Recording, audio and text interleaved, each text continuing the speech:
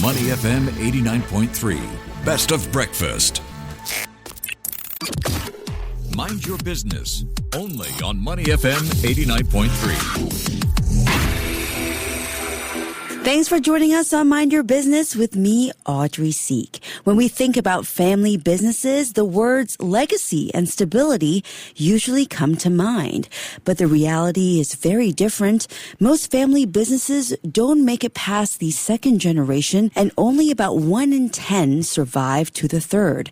And in industries like construction, where margins are razor thin and challenges are everywhere, taking over the family reins is anything but easy. Our guest today knows this story firsthand. Lai Wei Xiang is the managing director of Lai Yew Seng, a company started by his grandfather back in 1972 as a humble metal workshop. Since then, it has grown into a key player behind projects like Jewel Changi Airport, Sentosa Attractions, and Singapore's bus interchanges. So this morning, we'll be talking about the evolution of the company, the realities of running a third-generation family business, and where Singapore's construction industry is heading. Wei Xiang, it's great to have you in the studio. Thank you so much for joining us this morning. Hello. Thanks for having me as well. Thank you. All right, so let's start from the beginning here, Wei Xiang. Your grandfather laid the foundations back in 1972 with fencing and grading, and then your father's generation scaled it into structural works, and now you're leading it to its next phase.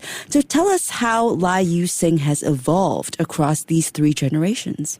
Right. So it was founded by my grandfather. As you mentioned, that he did more of metal fabrication. So what metal fabrication consists of is railings, drain covers, which we call gratings as well, and also metal gates. Yeah, so that was more of his core business back then during his time. But unfortunately, he passed on quite early in his life. Yeah, so my dad has to actually take over the reins of the business, but without any knowledge. I mean, currently in this era, what we have is Google technology.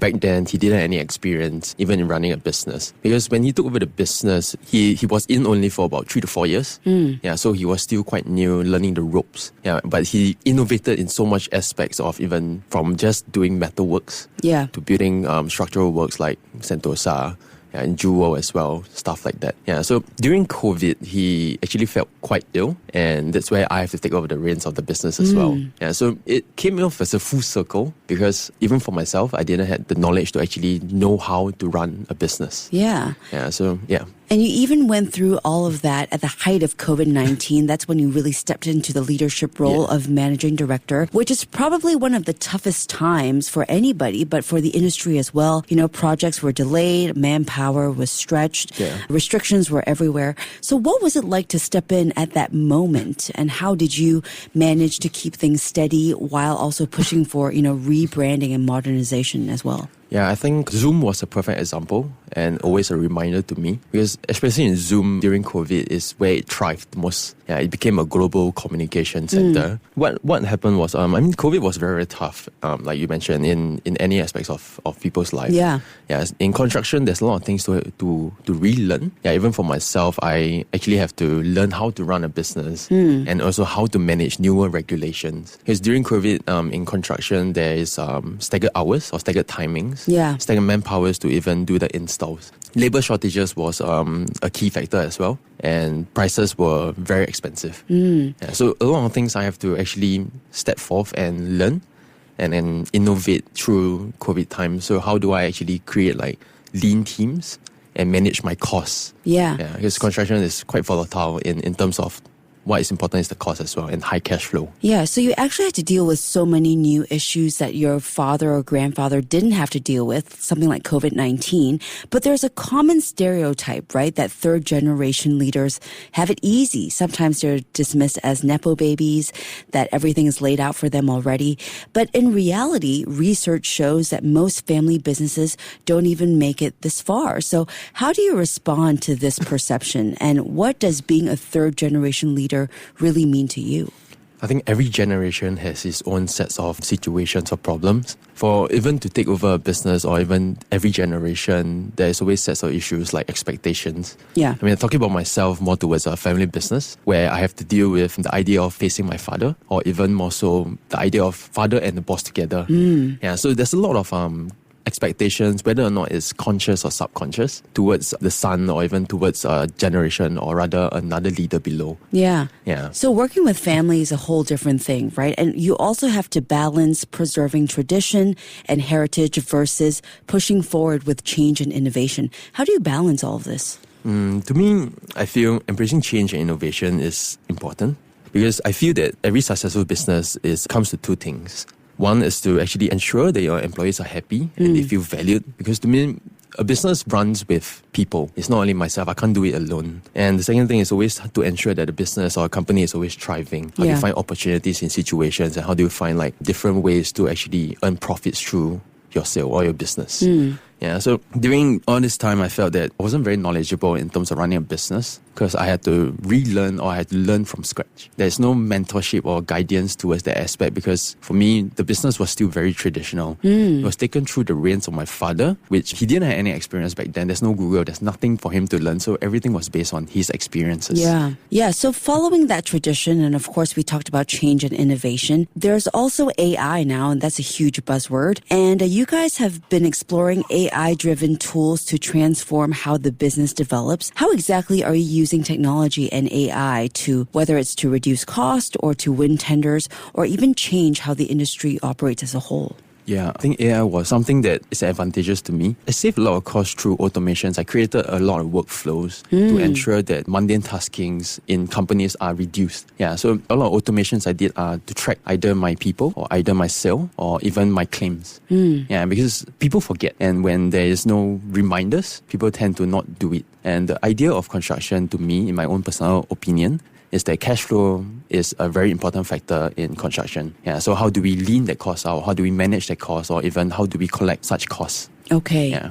Can you tell us some of the more recognizable projects that Singaporeans would know that you guys have contributed to? I can say projects like Jewel. So if you look at the external area of Jewel, there are these metal-looking cylinders, like pipes coming out from the ground. So that's what we call bolat. Okay. Yeah, so this is one of our business that we have done. And as well as I would like to always share with people who wants to understand my business is like bungee jump. It's a project that we actually built with AJ Hackett. Yeah. Okay. So my father back then, he enjoys entertainment industries. Like we did a lot of projects in Sentosa, like the crane dance, the Castwork Tower, and the Wings of Time, and also the bungee jump. Okay. Yeah. So which project has been most meaningful to you personally? Will be Jewel. Okay.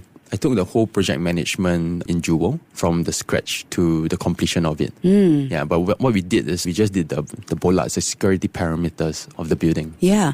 Okay. So, of course, Jewel is a very recognizable structure, and we all know and love Jewel. Yeah. For our listeners who are entrepreneurs, or aspiring business owners, what are some of the key lessons you've learned in your own journey that you think every business leader should keep in mind? I think having strong system and processes is very advantageous towards internally or even externally in your business. Yeah.